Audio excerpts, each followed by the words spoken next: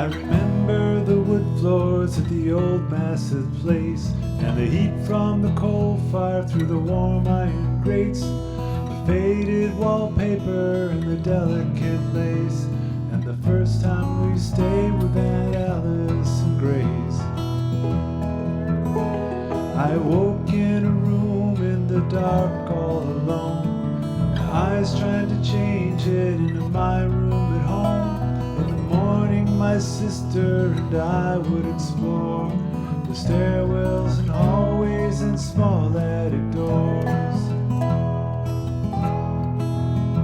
30 years past, it seems that we're still finding things like the diary that belonged to our great Uncle Ian. In the mid-19th century he journeyed out west, where the bounty of gold put him through quite a test.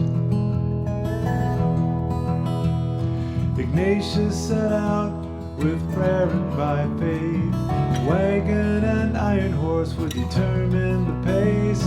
He thoroughly checked off the list of supplies, his words poorly spelled but his thoughts organized.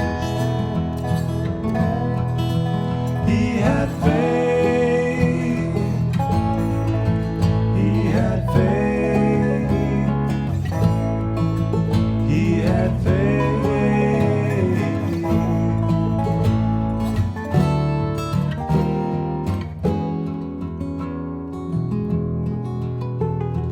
Barbara, his wife, at the time was with child.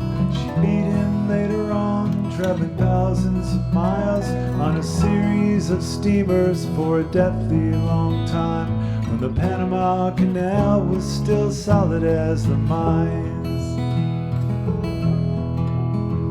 In the winter of the year 1859, Barbara gave birth to their first and only child. Mary Elizabeth spent most of her life on a journey to a place she would never arrive. Barbara must have gone back to Kalamazoo while Ignatius commenced what he'd set out to do. He would dig with his body and labor and fuss. He would box up the bedrock and sift for the dust.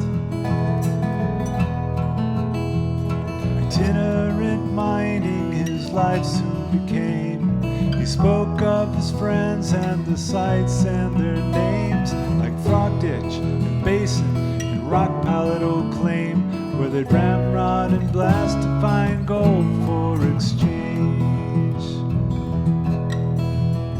7 years passed when it seems he was deeply compelled. His pen says he stayed at the Brooklyn Hotel, went out to the old mission and dug up the grave.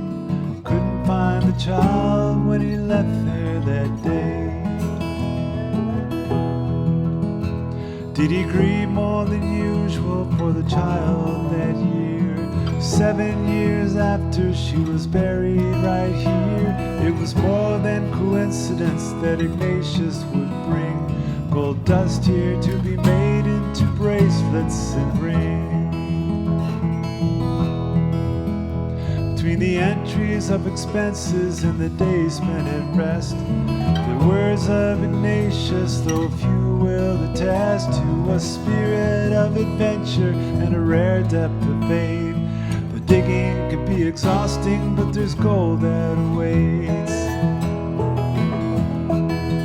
He had faith,